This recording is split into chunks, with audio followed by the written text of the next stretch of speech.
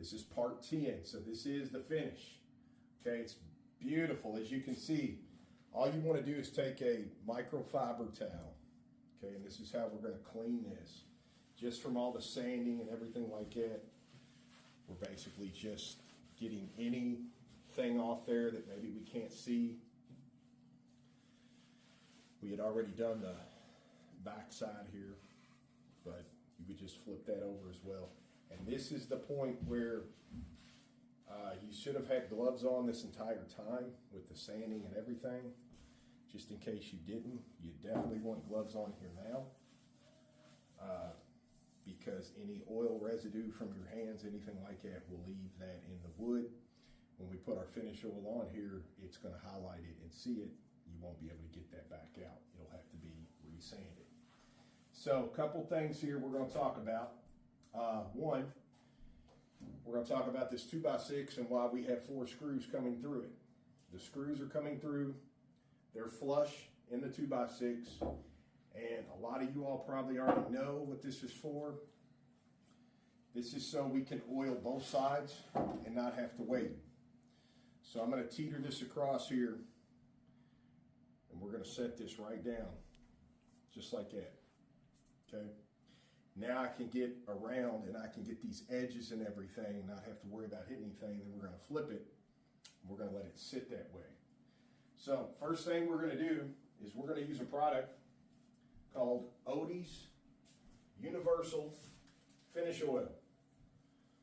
Okay. Now there's a couple different kinds. They actually have colors and everything. This is the Odies Dark. Okay, we got this on purpose. The Odies Universal Finish Oil is just Odies. It's just not darkened. And I want to show you what it looks like. So you can see it's kind of runny. And the reason being is down here at the bottom. Okay, that needs to be shaken. And then we're going to take a popsicle stick and we're going to stir it. So we're trying to get all that stuff off the bottom here up into our mix. So it takes about a minute or two stirring this up. Now look, I want to show you. See, I'm getting some of that stuff there off the bottom that's a different tint. So that's why we're just going to mix this up. Okay, and we're also going to use, a lot of times you can get, Odies has a starter kit. They'll give you some popsicle sticks, some pads. You can get this stuff off Amazon. You can go right to Odies and get it. We're going to use a microfiber towel because if we use the pad that they gave us, I want to show you.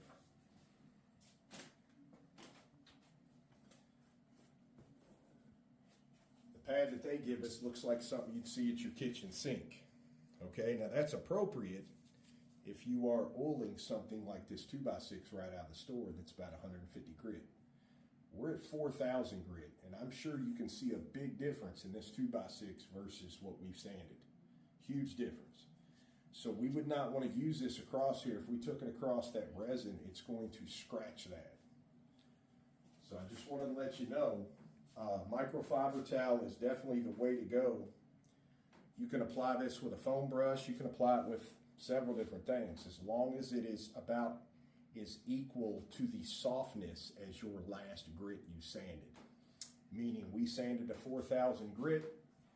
So when I feel this microfiber towel, when I feel this, it's about the same softness. You stir this up. Just takes about a minute or two. And the good benefit to Odies versus some of the other ones, okay? We've used a lot of finish oils over the years. We love Odies because, for one, when we oil this top, as it ages, it's going to progressively get darker. And it don't take years. It's nothing like that. It's about a 2 to 3 day window. How the oil looks when we put it out and how it looks 3 days later, it's going to be darker, kind of like this container here. Also, once we apply our last coat of Odies oil, We are going to be able to, it is going to make this top waterproof after 72 hours, so after 3 days. So if any water hits it, if you pour water on it, any of that, it's completely waterproof. So that's another reason why we love the Odies. So I am good. This is stirred up really well. We're going to go ahead and apply this coat so that you can see it. And then we're going to have to take a 40-minute pause to let the coat soak in. We're going to bring you back in. We haven't done a thing because we're going to feel it at that point before we buff it out. And if we feel any dry spots, we're going to go ahead and add another coat on top of that one and then wait another 40 minutes. Finally, when we are happy, it won't take any more. Everything is wet because Odies oil goes down inside the wood and starts to cure from the inside out. So we'll wait our proper time, we'll buff all this out, and we'll be able to show you the finish. So let's get started here. We're just going to dip right into this guy, just like this.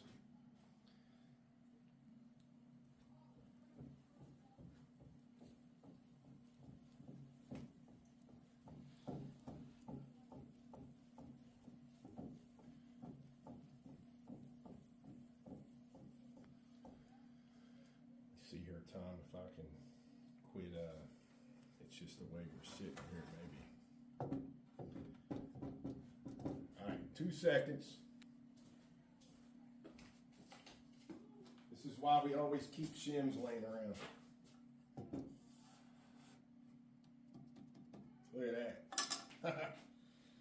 So, something like that, right? And we're just going to work it around, little circles, and watch this sucker. Look at it, just coming to life.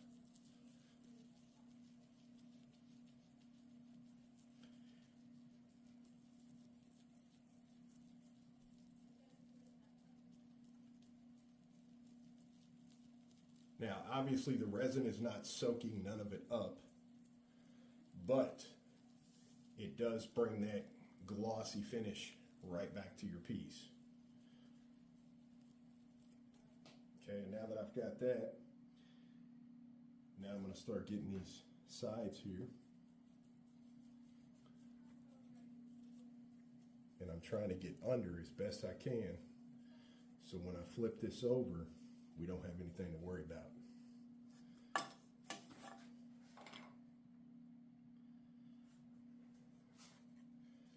Come on over this way, Tom. There you go. All right. Well, look at that. So that was actually in the wood. It's beautiful how it turned out. And last but not least, get this little back section here.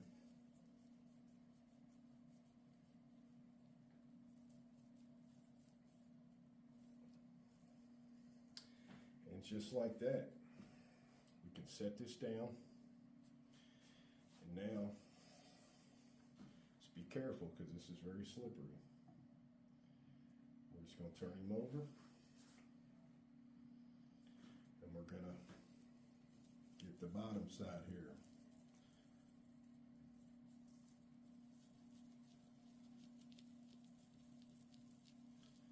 It's kind of like Mr. Miyagi, right? Wax on, wax off.